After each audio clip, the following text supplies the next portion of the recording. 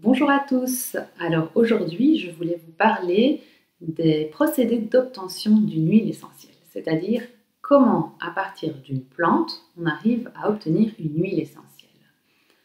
Alors c'est très facile. En fait, l'huile essentielle est simplement obtenue par distillation à la vapeur d'eau de la plante. Alors, comment ça se passe en pratique? Vous prenez la partie de la plante que vous souhaitez distiller. Donc, par exemple, pour l'eucalyptus, je prendrai les feuilles d'eucalyptus. Pour la camomille, je prendrai les fleurs de camomille. Si je veux distiller de la cannelle, je prendrai l'écorce de cannelle, puisqu'on sait que c'est dans cette partie de la plante que se concentrent les huiles essentielles.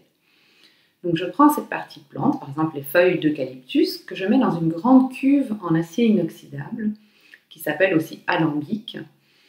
Et puis, qu'est-ce que je vais faire? Je vais faire passer de la vapeur d'eau à travers cette cuve. Donc, j'ai une source de chaleur avec de l'eau qui chauffe. L'eau qui chauffe passe dans un tube et va aller dans l'alambic. Et là, l'eau va entraîner, les vapeurs d'eau vont entraîner avec elles les particules d'huile essentielle, qui sont très volatiles et qui vont donc dans la vapeur d'eau. Ensuite, elles vont passer dans un serpentin qui va les réfrigérer. Et donc, elles vont redevenir liquides et vont aller dans un dernier récipient où j'aurai l'eau en dessous et les huiles essentielles au-dessus. Et là, c'est très facile. J'ai une petite ouverture qui me permet de faire couler simplement l'huile essentielle. L'eau, je ne vais certainement pas la jeter parce que ça s'appelle un hydrolat aromatique et donc on peut en faire plein de choses.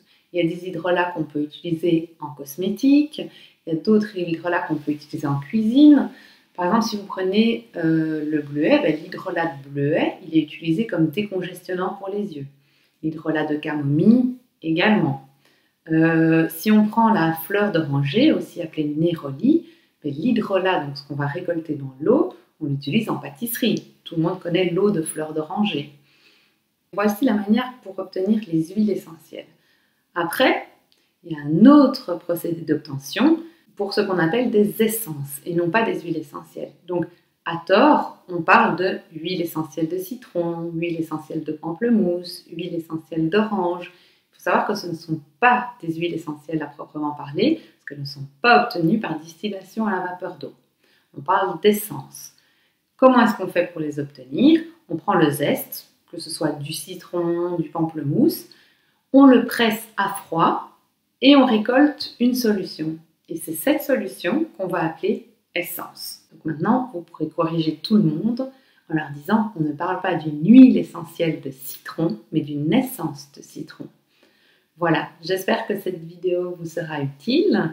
Si c'est le cas, n'hésitez pas et mettez un like en dessous de la vidéo. Je vous dis à très vite.